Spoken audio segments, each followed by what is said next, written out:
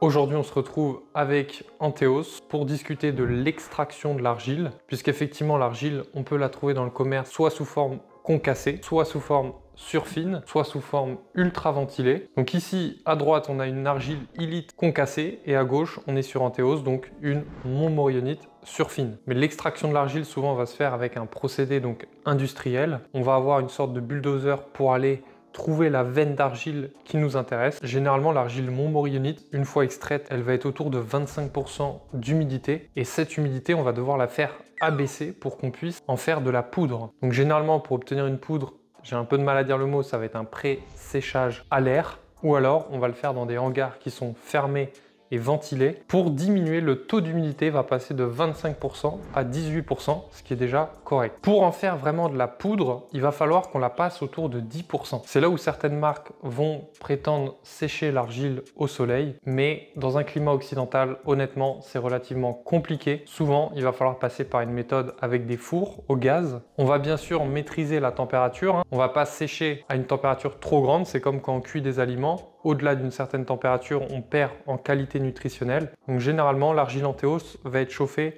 autour de 100 degrés maximum sur des durées plus longues pour permettre de diminuer ce taux d'humidité vers les 10%. Généralement, la concassée, elle ne va pas subir ce tamisage. Elle, ça va être des blocs qui font environ 1 à 3 cm. Par contre, sur de la surfine, là, on va être autour de 77 micromètres et sur de l'ultra ventilé on est autour de 45 micromètres. Donc ça va être très adapté pour justement la boire, mais on va jamais boire de concassé. Il y a encore pas mal d'impuretés dans de la concassée avec du quartz, de la dolomite ou du sable, et c'est aussi pour ça que souvent la concassée coûte moins cher, elle est moins pure en argile et bien sûr elle a subi un procédé qui est un peu plus simplifié, donc forcément on n'a pas besoin de la vendre aussi cher. Donc pour rappel, Antheos c'est bien une montmorillonite surfine très pure qui nous vient de Sardaigne et qui subit donc peu de pollution.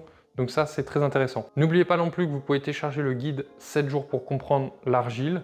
Vous l'avez sur le site directement téléchargeable, ou vous pouvez sinon aller dans les commentaires et télécharger le guide depuis les commentaires. On fera une vidéo sur les avantages d'un séchage au four versus au soleil. C'est ce qu'on verra du coup dans une prochaine vidéo. N'oubliez pas qu'il y a d'autres vidéos qui ont été faites sur l'histoire de l'argile, sur les variétés les plus répandues, donc illite, kaolinite et montmorillonite. On a fait également la couleur de l'argile, qu'est-ce que signifie la couleur, et on a vu également quelles sont les propriétés majeures de l'argile, à savoir l'absorption, l'adsorption et le caractère couvrant de l'argile. Donc n'hésitez pas à vous abonner pour des prochaines vidéos sur l'argile. En attendant, prenez soin de votre santé. À très bientôt avec Antheos et longue vie à l'argile.